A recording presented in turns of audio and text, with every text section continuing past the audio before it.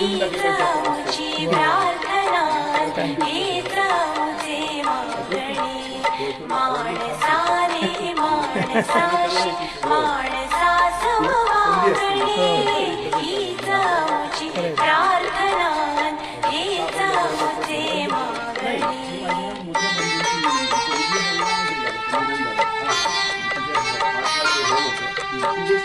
धर्म जाती प्रांत भाषा वेश सारे संपुदे धर्म जाती प्रांत भाषा वेश सारे संपुदे एक निष्ठा एक आशा एक रंगी रंगुदे अन पुन्हा पसरो मनावर शुद्धतेचे चांदणे अन पुन्हा पसरो मनावर शुद्धतेचे चांदणे माणसाने माणसाशी माणसा समवागणी हीच मुझी प्रार्थना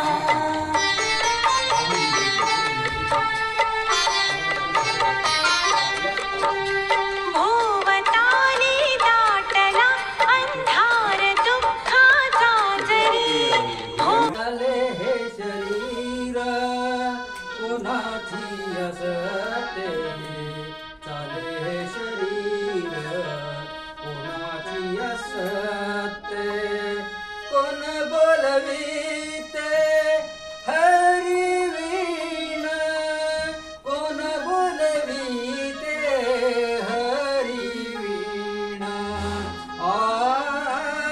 कोण बोलविते हरी वीण कोण बोलविते हरी वीण देखवी ऐकवी एक नारायण देखवी ऐकवी एक नारायण तयांचे भजन चुकू नको तयांचे भजन चुकू नको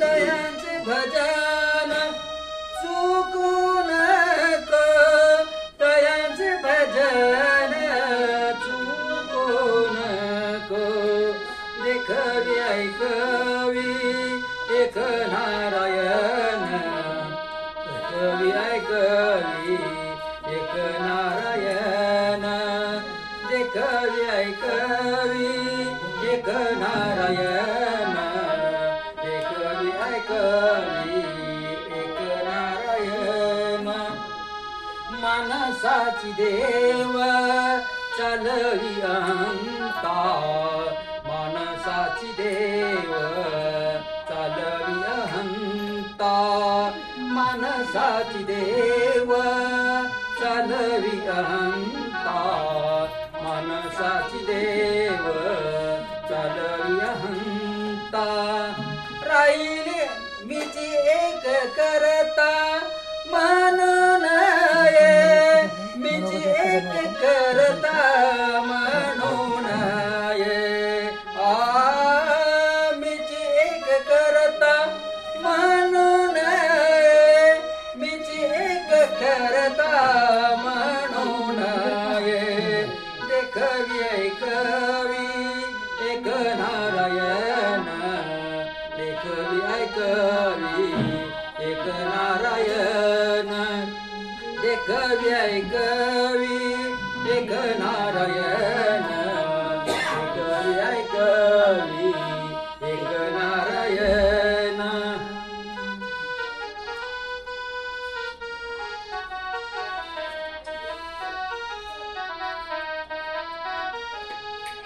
आयोजित चला जाऊया ज्येष्ठ साहित्यिकांच्या घरी या उपक्रमांतर्गत पिंपरी चिंचवड शहरातील ज्येष्ठ साहित्यिक डॉक्टर राजेंद्र काकरिया सर व कवयित्री छायाताई काकरिया यांच्या समृद्ध कार्याचा व साहित्याचा गौरव करण्यासाठी या ठिकाणी जमलो आहोत। त्या अनुषंगाने व्यासपीठावरील गौरवमूर्ती ज्येष्ठ साहित्यिक राजेंद्र काकरिया सर व कवयित्री छायाताई काकरिया या प्रतिभावंत व्यक्तिमत्वांच्या घरी येऊन त्यांचा सन्मान करण्याचे योग येणं हा निश्चितच आपल्यासाठी भाग्याचा आणि आनंदाचा क्षण आहे। ज्येष्ठ पत्रकार, ज्येष्ठ साहित्यिक आदरणीय शिवाजीराव शिर्के मामा यांच्या हस्ते हा सन्मान होतो, हा सुद्धा एक योगायोग आहे. आदरणीय प्रदीपजी त्यांच्या कवितेचं व साहित्याचं रसग्रहण करणार आहेतच. आम्हा घरी धन शब्दांचीच रत्ने, शब्दांचीच शस्त्रे यत्न करू, शब्दची आमुच्या जीवाचे जीवन, शब्द वाटू धन जन लोक. तुका म्हणे पहा शब्दची हा देव, शब्देची गौरव पूजा करू. या तुकोबरायांच्या वचनाप्रमाणे शब्दांच्या गौरवाने या शब्दरूपी देवाची पूजा करण्याकरिता शब्दधन काव्यमंच ही साहित्यिक संस्था गेली 24 वर्षापासून शहरात विविध पद्धतीने कार्यरत आहे. प्रत्येक लिहिणाऱ्याच्या शब्द साहित्य विकसित व समृद्ध व्हावं यासाठी आपली संस्था अनेक प्रकारचे ऐतिहासिक उपक्रम राबवते. त्यामध्ये ऐतिहासिक कवी संमेलनाचे आपण सर्वजण साक्षीदार आहोत. काही नवीन मंडळी आहेत त्यांच्यासाठी मी काही ठराविक कवी संमेलनाचे नाव घेतो. त्यामध्ये उंटावर बसून कवी संमेलन, बसमध्ये कवी संमेलन, लोकलमध्ये कवी संमेलन, गुलमोहराच्या झाडाखाली, झोक्यावर बसून, पारावर बसून, पावसात छत्री खोल कविता बोल, नावेत बसून, मेट्रोमध्ये बसून, नवीन मेट्रो आले ते मेट्रोमध्ये कवी संमेलन, शेतातील मचानावर उभा राहून कवी संमेलन, हेल्मेट घालून कवी संमेलन, एड्स सोड जनजागृतीसाठी कवी संमेलन, चाफ्याच्या झाडाखाली बसून कवी संमेलन, बैलगाडीत बसून जांबे या गावी ग्रामीण भागात जाऊन बैलगाडीत कवींना बसवून आणि तिथं गावात आम्ही कवी संमेलन घेतलं. चहाच्या टपरीवर कवी संमेलन, स्मशानभूमीत आता उल्लेख केलेला आहे. डॉक्टर काकरिया सरांचा त्यांना त्याच्या मुलाचा सहभाग होता. हे मुली लहान लहान होत्या, त्यांना घेऊन सर आले होते कंदील घेऊन तिथं. त्यानंतर पालावर कवी संमेलन, पालावरचं जीवन कसं असतं जगणं हे पालावर आपण आकुर्डी रेल्वे स्टेशनला कवी संमेलन घेतलं होतं. झाडावर बसून कवी संमेलन आणि नुकतंच झालेलं ताक प्या कविता मनाची हात हे कवी संमेलन. अशा विविध प्रकारच्या ऐतिहासिक कवी संमेलनात जनप्रबोधन व जनजागृती करणारे साहित्यिक उपक्रम ही संस्था राबवित असते. संस्थेचे हे उपक्रम जगावेगळे वैशिष्ट्यपूर्ण व कल्पकता प्रदान आहेत. अशाच या एका वैशिष्ट्यपूर्ण असलेल्या चला जाऊया ज्येष्ठ साहित्यिकांच्या घरी या उपक्रमात आपण आदरणीय राजेंद्र काकरिया सर यांच्या साहित्याचा कार्यात त्यांच्या घरी जमलो आहोत. शब्दाची या रत्ने करुणी अलंकार तेने विश्वंभर पूजियला या तुकोबरायांच्या वचनाप्रमाणे आज आदरणीय दोन्ही काकरिया दाम्पत्यांचा आपण या ठिकाणी सत्कार करणार आहोत. आणि असा हा उपक्रम कुठेही भारतात नसेल असं मला वाटतं. आणि आपल्या या संस्थेचं लवकरच गिनीज बुक ऑफ वर्ल्ड रेकॉर्डमध्ये नोंद होण्याची शक्यता आहे. आमचे प्रयत्न चालू आहेत. आपल्या सर्वांच्या शुभेच्छा असणे हवेत. त्यात एवढं बोलून मी माझं प्रास्ताविक संपवतो. धन्यवाद. आणि नेत्रारोग्य या विषयावरील मार्गदर्शक पुस्तिकेचं त्यांनी लेखन केलं आहे. डॉक्टर नरेंद्र दाभोळकर यांच्यावर पृथ्वी मोलाचा माणूस या पुस्तकाचं लेखन आणि प्रकाशन त्यांनी केलं आहे. याशिवाय 3 चोक 13, लग्नादी वरात, अपराध मीच केला, सूर्याची पिल्ले इत्यादी 12 नाटकांमध्ये काकरिया सरांनी अभिनय देखील केला आहे. राष्ट्रीय आणि आंतरराष्ट्रीय स्तरावर 70 पेक्षा अधिक शोध निबंध सादर करणारे डॉक्टर राजेंद्र काकरिया सर खऱ्या अर्थाने लोकल ते ग्लोबल आयकॉन आहे. साहजिकच अनेक मान सन्मानाची पदं त्यांनी भूषवलेली आहेत. तसेच आदर्श शिक्षक ते आदर्श बाप असे असंख्य पुरस्कार आणि मान सन्मान त्यांच्या वाट्याला आलेले आहेत. डॉक्टर राजेंद्र काकरिया आणि सौभाग्यवती छाया काकरिया हे उच्च विद्या विभूषित दाम्पत्य समाजासाठी साहित्य क्षेत्रासाठी भूषण आहे. आज शब्दधनच्या वतीने आपण त्यांचा सन्मान होत असताना एक दुग्ध शतकरा योग जुळून आला आहे. त्याची वाच्यता सुभाजी चव्हाण यांनी केली जाईल. सौभाग्यवती छाया काकरिया मॅडम यांचा आज जन्मदिवस आहे.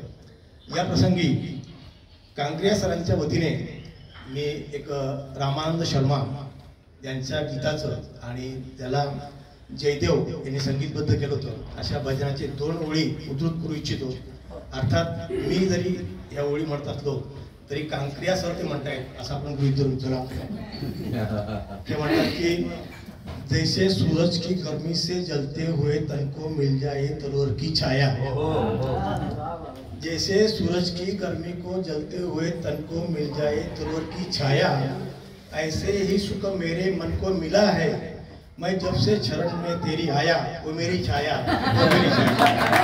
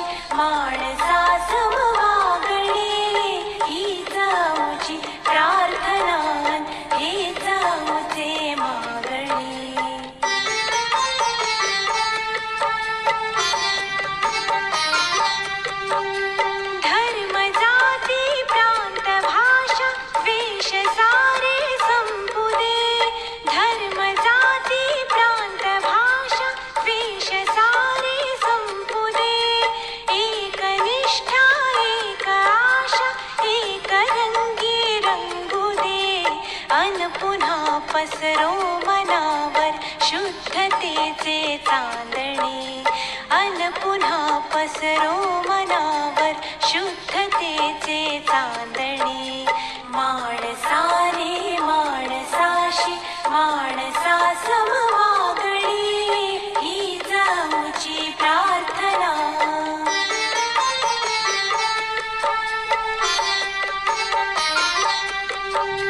भोवताली दाटला अंधार दुःखाचा जरी भोवताली दाटला अंधार दुःखाचा जरी सूर्य सत्याचा उद्या उगविला आहे खातरी तोवरी देई आम्हाला काजव्यांचे जागणे तोवरी देई आम्हाला काजव्यांचे जागणे माणसाने माणसाशी माणसा समवागणे ही जाऊची प्रार्थना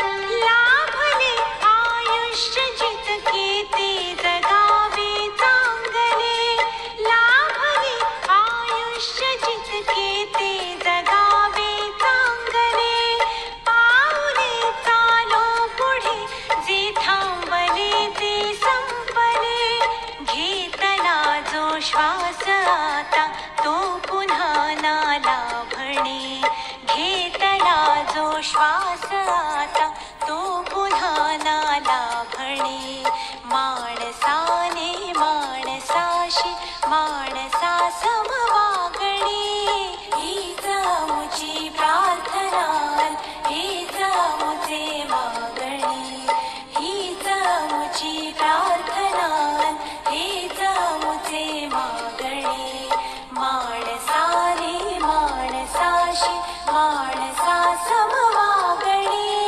ही जाऊची प्रार्थना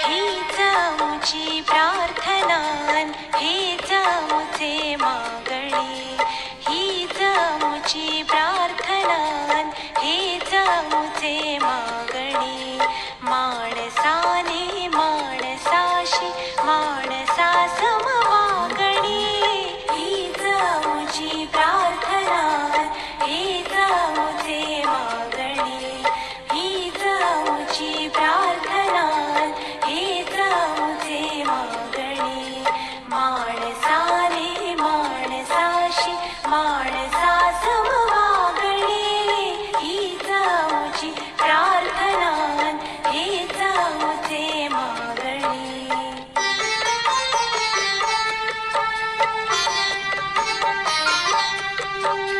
धर्म जाती प्रांत भाषा वेश सारे संपुदे धर्म जाती प्रांत भाषा वेश सारे संपुदे एक निष्ठा एक आशा एक रंगी रंगुदे अन पुन्हा पसरो मनावर शुद्धतेचे चांदणे अन पुन्हा पसरो मनावर शुद्धतेचे चांदणे माणसाने माणसाशी माणसा समवागणे ही जाऊची प्रार्थना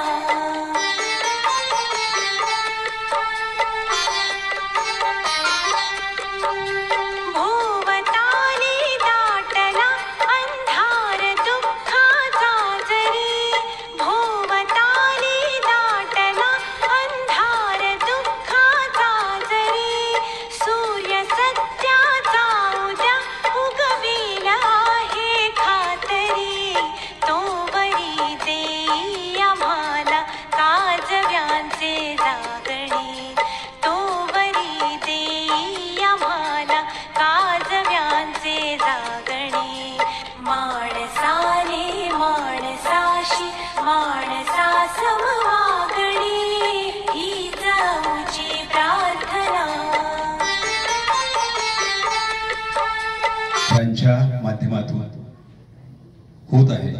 सर्व साहित्यिकांना प्रणाम, मामांना प्रणाम, व्यासपीठाला प्रणाम, आपणा सर्वांना प्रणाम. या ठिकाणी मैत्रीचे सुरेख, सांकेतिक आणि सद्भाव भारित जीवन संगीत आपल्या मनामध्ये रुंजी घालत आहे. आपुलकीच्या आमच्या आपुलकीच्या भाबड्या बेटावर आत्मीयतेचा तुरा जो लाभलेला राजहंस आहे, तो राजहंस म्हणजे कांक्रिया सर. अशी मंडळी जेव्हा समाजात असतात तेव्हा समाजाचं प्रबोधन तर होतच, परंतु समाज बांधीवर राहण्यासाठी या गोष्टींचा, अशा उपक्रमांचा खूप मोठा लाभ होतो.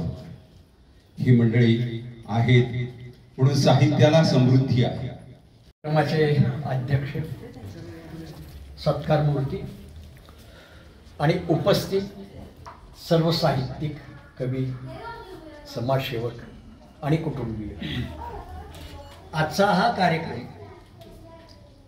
संपर्क वाढवणारा असून हिरे शोधणारा आहे. शब्दधनचे संस्थापक अध्यक्ष अशा वेगवेगळ्या उपक्रमातून एक नवीन श्रंखला निर्माण करू इच्छित आहेत आणि त्या श्रंखलेचे मणी किंवा त्या श्रंखलेमध्ये असणारे मोती त्यांनी शोधलेले आहेत. त्यांना त्यांनी अखंडपणे जपून ठेवावं आणि त्याचा एक सुंदर हार. माणसाचं कर्तृत्व हे माणसाला मोठं करतं. ज्ञान, विज्ञान आणि स्वभाव यांचा सुंदर मिलाप झाला की कर्तृत्व उभा राहतं. आणि ते कर्तृत्व करत असताना कोणत्याही प्रकारचा कसलाही भेदभाव न ठेवता एकसंघ प्रवृत्तीने कार्य करणारे कांकरिया सर हे सर्वश्रेष्ठ साहित्यिक असून एक उत्तम समीक्षक आहेत आणि उत्तम प्रशासकही आहेत. आजचा हा कार्यक्रम दुग्ध शर्करा योग आहे. शक्यतो अशी जोडी उपलब्ध होत नाही. दोन्हीही साहित्यिक असणं आणि त्यातल्या त्यात असा योगायोग येत नाही की ज्या दिवशी वाढदिवस आहे आणि त्या दिवशी.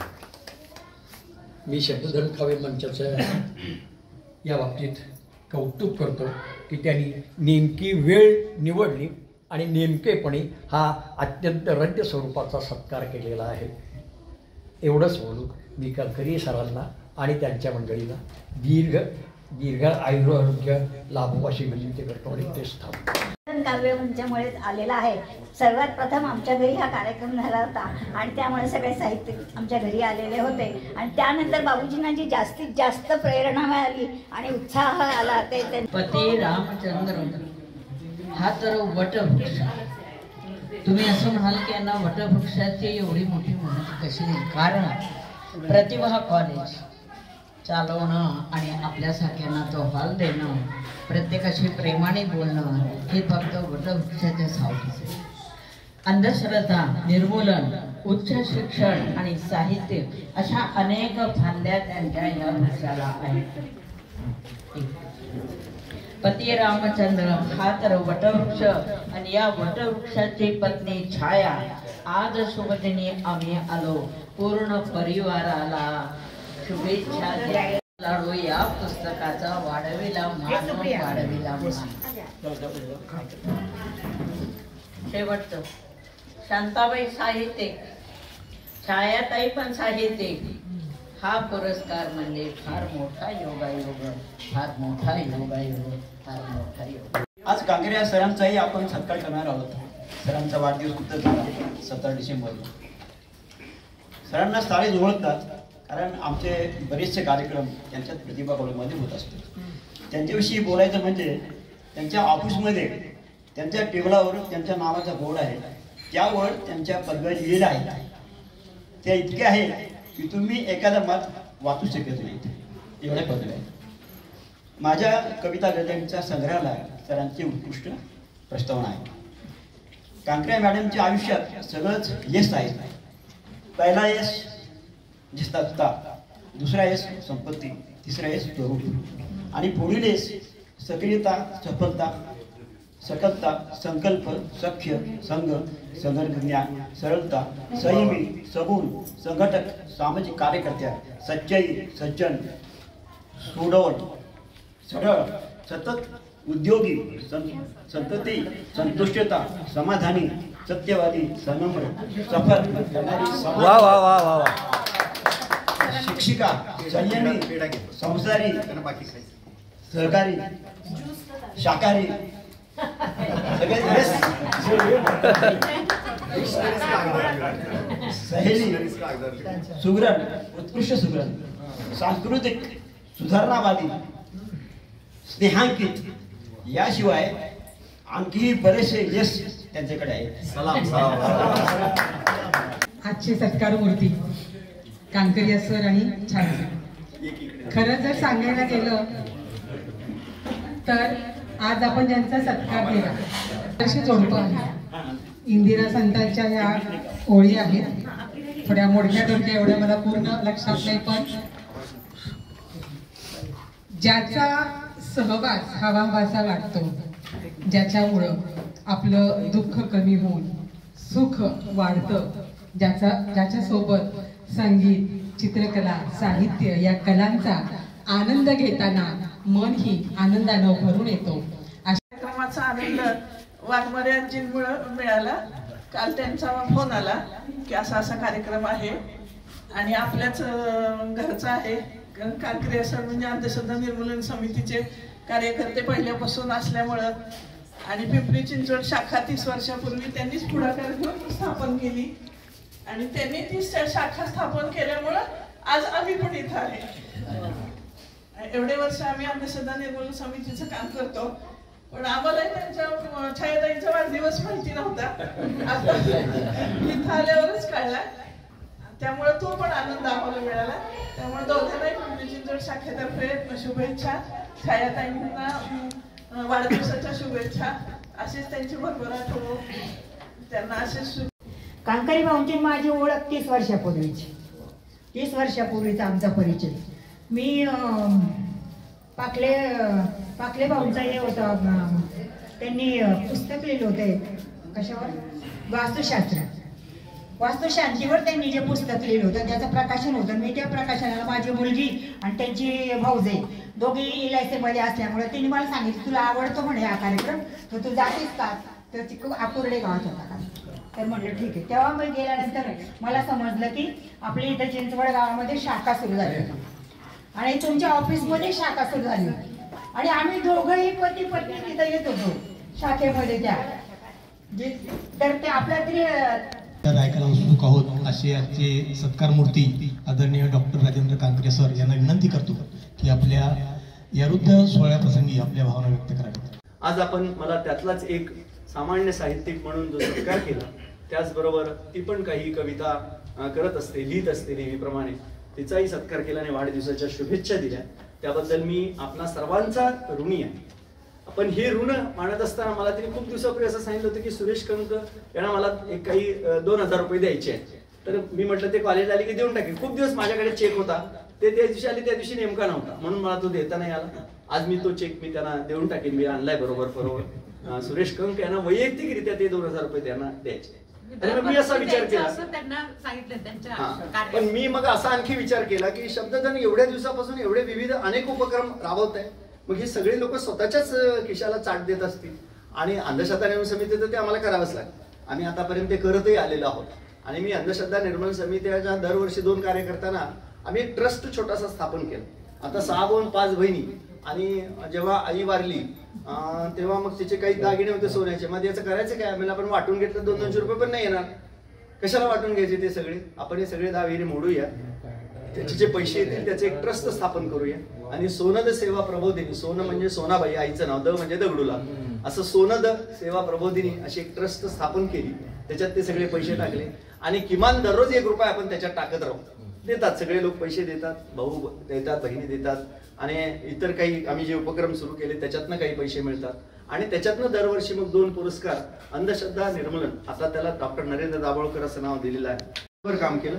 त्याच्यानंतर बँकेत क्लार्क, महाराष्ट्र बँकेत निवड झाली, तिथूनच मॅनेजर, तिथून 40 गावला प्राध्यापक म्हणून गेलो रसायनशास्त्राचा, तिथून बारामतीला 2 वर्ष, मग पुन्हा रसायनशास्त्राचा प्राध्यापक, जवळजवळ पुण्यात कसं येता येईल असा सगळा प्रयत्न माझा होता. पण तिथून अचानक मध्ये तिथं थोडंसं जो काही स्मृती दिन असेल तो कसा साजरा करायचा, तर मग मी ठरवलं नाही आपण एक पुस्तक प्रकाशित करू.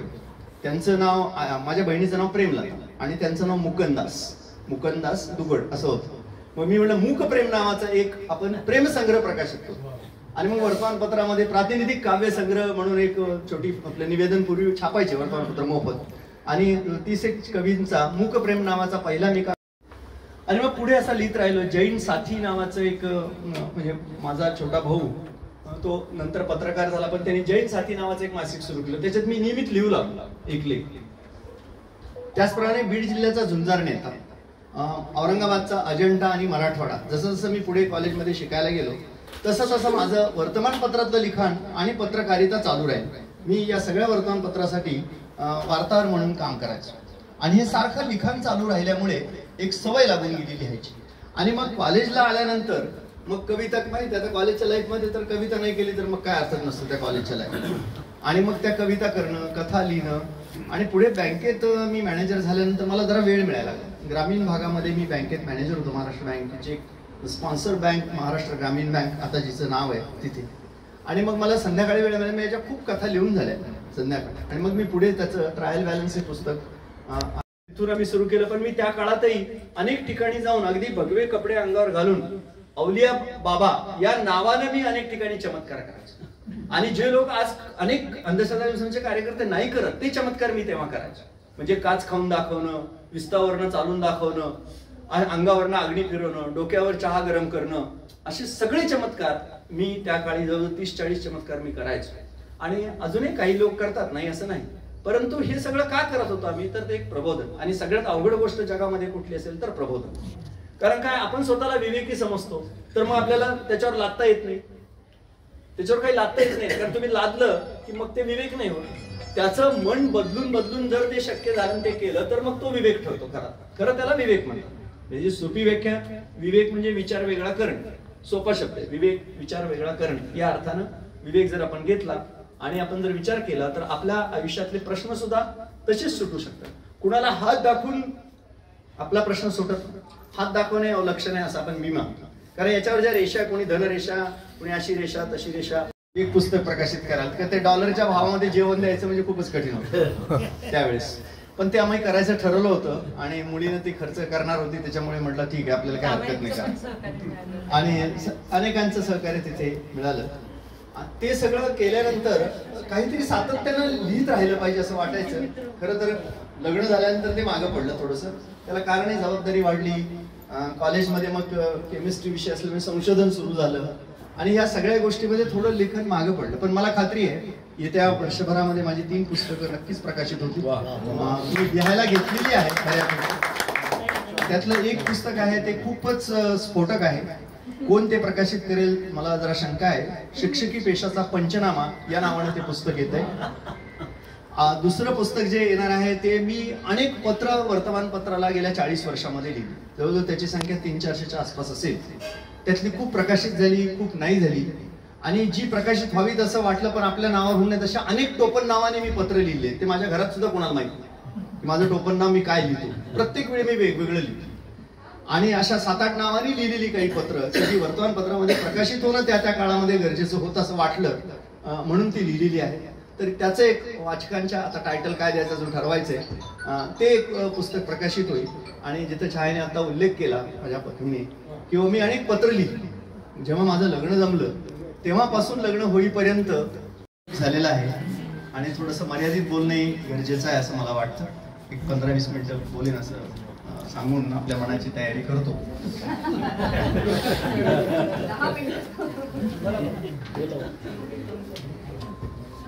प्रथमतः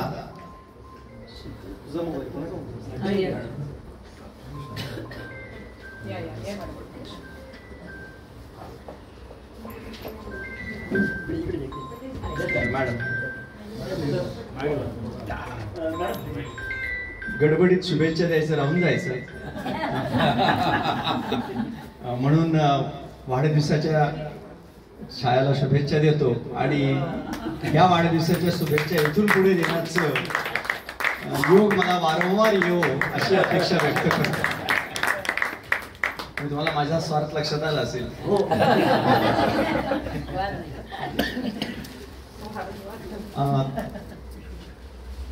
खर तर तुम्ही ज्येष्ठ साहित्यिकांचा सत्कार केला, त्याच्यातलं ज्येष्ठ बरोबर आहे, साहित्यिक कितपत आहे माहिती नाही.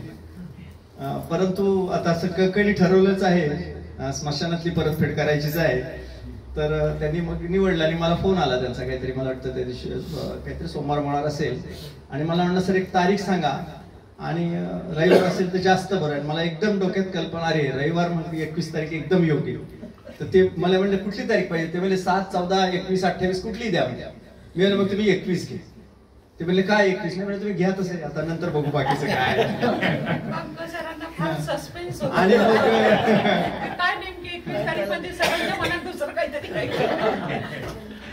आणि मग म्हणलं आल्यावर कळेलच तुम्हाला, त्याच्यामुळे आपण 21 तारीख घेऊया. आणि मलाही सोयीस्कर होते कारण 28ला मी उपलब्ध नव्हतो. 14 फारच नाही, 14ला पण अंधश्रद्धा निर्मूलन समितीचा कार्यक्रम होता, एक प्रशिक्षण कार्यक्रम होता, आणि त्याच्यामुळे म्हणलं 21 घ्या. खरं म्हणजे साहित्य क्षेत्रात येण्याचं कुठलीही गोष्ट काही अशी घडत नाही. परंतु मला आजही आठवतं की 4थीच्या वर्गामध्ये मी शिकत असताना माझे एक सर, करीम नावाचे सर मला शिकवायला होते, आणि ते एकदम ओरडले, राजा पुढे.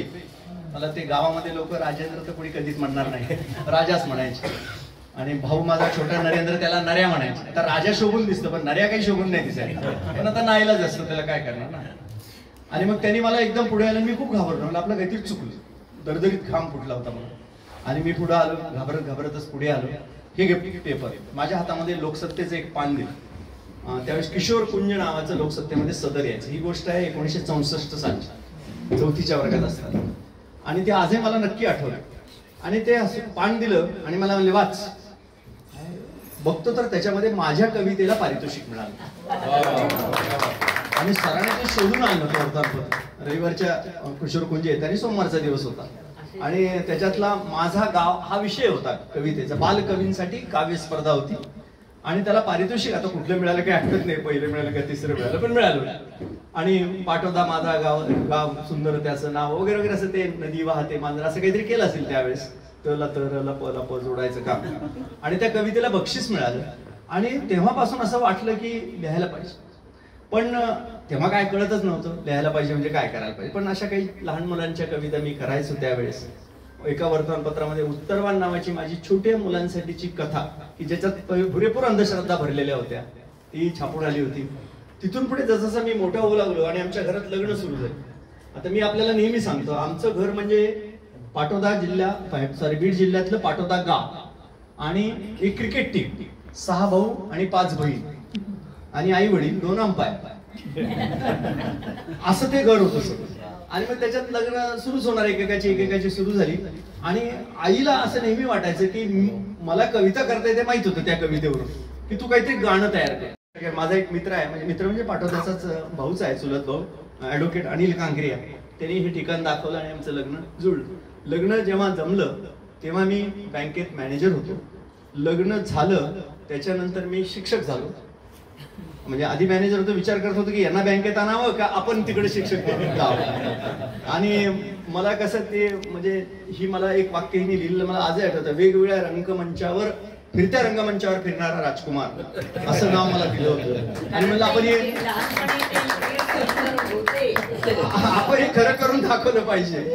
आणि त्याच्यामुळे मी नोकऱ्या बदलीत गेलो. अगदी 150 रुपये महिन्यापासून मी पहिला केमिस्ट म्हणून काम सुरू केलं 1977 साली. आज 1.5 लाख रुपये महिना मला आहे. म्हणजे हा जो काही बदल झाला हा सगळ्यांच्या, तुम्हा सर्वांच्या सदिच्छांमुळे झाला असं मी म्हणेन. आणि हे सगळं करण्याची जी उर्मी असते ते असे लोक भेटत गेले आणि त्यांच्याबरोबर अनेक गोष्टी करता आल्या. माझं शिक्षण तर साधं, म्हणजे त्यावेळेस पैशाची खूपच चणचण होती.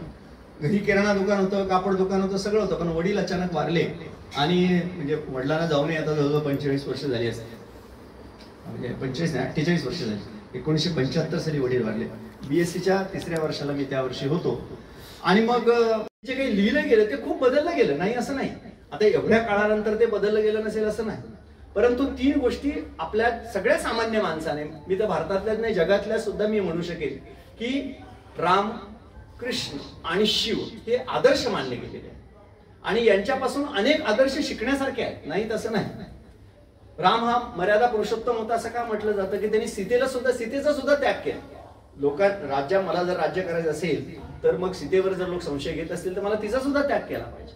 रामाला काय 8 कला अवगत होत्या असं म्हटलं जातं, कृष्णाला 16 कला अवगत होत्या असं म्हटलं जातं. आता हा जर सगळा आपण अभ्यास केला तर एक आदर्श म्हणून आणि समाजाला कुठला तरी आदर्श समोर असल्याशिवाय जगता येत. मग तो खरा की खोटा हा प्रश्न आपण बाजूला ठेवूया. रामायण आणि महाभारत झालं की नाही हे सोडे, पण रोजच लोकांच्या सगळ्यांच्याच घरात रामायण आणि महाभारत घडतं असं आपण सहजपणे बोलतो. आणि त्याच्यामुळे यांचे जे आदर्श आहेत ते जर आपण घेण्याचा प्रयत्न केला आणि आपण पुढे पुढे होत गेलो तर धर्माधर्मामध्ये भांडणं व्हायचं काही कारण नाही, अजिबातच काही आवश्यकता नाहीये त्याच्यामध्ये. कदाचित उद्या माझे लोक सत्तेला याच्याबद्दलचं पत्र पण असेल. एक पत्र मी कालच पाठवलंय. काल एक त्यांचा अग्रलेख आला होता, दहशतवाद विरुद्ध दहशतवाद, त्याच्यावर मी ते पाठवलं की त्याचा आपण राजकारणासाठी किती उपयोग करायचा, हा सगळा खरंच महत्वाचा प्रश्न. जर तुम्ही धर्म आणि राजकारण एकत्र केलं तर मग मात्र तिथे विरोध करणं हे गरजेचं आहे. आणि लेखक, कवी, चित्रकार, क्रीडापटू किंवा पत्रकार या सर्वांना हे अभिव्यक्तीचं स्वातंत्र्य असतं आणि हे अभिव्यक्तीच्या स्वातंत्र्याचा पुरेपूर आपण उपयोग करून घेतला पाहिजे. साहित्यिकाची एक कविता म्हणजे एक ॲटम बॉम्ब असतो, लक्षात आपण घेतलं पाहिजे. आणि हो जो ॲटम बॉम्ब आहे तो ॲटम बॉम्ब हा आपण संवर्धनासाठी वापरायचा की विध्वंसासाठी वापरायचा हे ज्याचं त्यानं ठरवायचं. बंदुकीने आजपर्यंत कधी प्रश्न सुटलेले नाही. आणि तुम्ही जर इतिहास पाहिला तर जी काही युद्ध झाली इतिहासामध्ये ही सगळी जास्तीत जास्त युद्ध ही धार्मिक कारणासाठी झालेली आहे.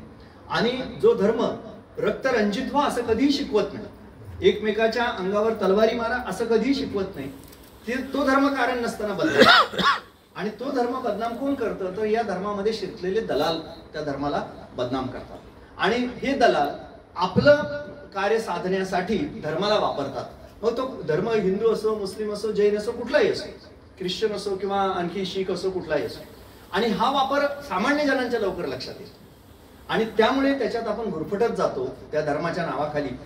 दाभोळकरांनी कधीही देवा धर्माला कधीही विरोध केलेला नाही. आम्हाला जर कोणी प्रश्न विचारला तुम्ही देव मानता का तर आम्ही सांगतो की देव आम्ही मानतो का नाही हा प्रश्न महत्वाचा नाही. आम्ही अंधश्रद्धा निर्मूलन समिती म्हणून तटस्थ आहोत, देवा धर्माबद्दल तटस्थ आहोत, आम्ही त्याच्याविषयी बोलणार नाही. पण जर तुम्ही असा प्रश्न विचारत असाल तर मग मात्र आम्हाला त्याची चिकित्सा करावी लागते. आणि चिकित्सा आम्ही धर्माची आणि देवाची दोन्ही करतो. अनेक जण म्हणतात की सगळं जग जे निर्माण केलं ते देवाने केलं, म्हणजे देव हा निर्मिक आहे. देव अर्थात हिंदू कल्पना. मुस्लिम लोक म्हणतील अल्लाने निर्माण केलं किंवा ख्रिश्चन लोक म्हणतील येशूने निर्माण केलं वगैरे वगैरे. तर हे जे काही आहे ते कुणी निर्माण केलं. मग जर तुम्ही निर्मिक मांडला तर मग त्याला कुणी निर्माण केलं, मग पुन्हा त्याला जर कुणी निर्माण केलं त्याला कुणी निर्माण केलं याचं उत्तर आपल्याला सापडतं. ते चुलत दीर मांडते अगोदर बोर्डिंग मध्ये राहायचा म्हणून भाऊ म्हणत होते, त्यांनी आईला स्थळ दिलं आणि हे ठिकाण असं आलं म्हणजे. तर त्यावेळेला सरांनी म्हणजे सर कुणीतरी म्हटलं मगाशी की सर खूप सगळ्या बाबतीत रसिक आहेत, खरंच रसिक आहेत. आणि त्याचा अनुभव पहिल्या वर्षी आला मला. कसा एक दिवसाआड पत्र पोस्टमन घेऊन यायचं ताई, आणि माझा शिक्षक पेशा मला सगळा अभ्यास करून जावं लागायचं. मला एवढं टेन्शन यायचं, पोस्टमनला बघितलं की मला टेन्शन आणि त्यांना उत्तर प्रत्येक पत्राला. आणि असं पण वाटायचं की स्वभावाचे काही परिचय नाही दिलं तर काय रुसतील किंवा काय, असं पण टेन्शन यायचं. मला खूप टेन्शन दिलं वर्षभर. आणि दुसरी गोष्ट अशी की ते जे एंगेजमेंट झाली तेव्हा खूप औरंगाबादच्या खेडेगावात होते आणि मी तर म्हणून ते म्हणलं खेडेगावात करतो. त्यांचा पहिला प्रश्न खेडेगावात राहायची तयारी का. आणि मी अनवधानाने हो असं म्हणून गेले. पण जेव्हा ते मला कळलं की त्यांना चिखलातून सायकल डोक्यावर घेऊन जावी लागते तेव्हा, आणि घरी आल्यावर मला सगळ्या बहिणी घरचे म्हणायला लागले काय गो ग्रामीण भागात राहणारच का, आणि तू तर हो म्हणून टाकलं. आणि मग मला टेन्शन यायला सुरुवात झाली आणि खरोखर ग्रामीण भागातच राहिले आणि सायकल त्यांना डोक्यावर न घेऊन जाऊन मला त्यावेळेला खूप टेन्शन आलं. म्हणजे पण असो चालू आता संसार आमचा व्यवस्थित चालू आहे. जावई मुलंही भाग्यवान सगळे खूप छान. आणि नातवंडात आम्ही खूप रमून गेलोय. सोन्यासारख्या मुली जावई खूप छान संसार आमचा चालू आहे. त्यांचं वेगळं तेच आता मध्ये म्हटलं की देव मानन वगैरे हे माणसांनी सगळं निर्माण केलेले, जाती धर्म वगैरे माणसांनी. देवाचं ह्याच्यात काही काम नाही आणि देव आपण मानायलाच पाहिजे या मताची. त्याचा वैयक्तिक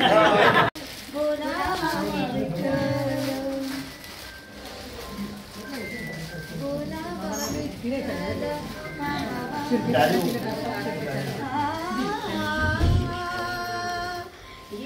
सोसे मन आहे घरी, येणे सोसे मन आहे घरी, परत माघारी येत नाही, परत माघारी येत नाही. बोलावा विठ्ठल, पाहावा विठ्ठल, बोलावा विठ्ठल, पाहावा विठ्ठल.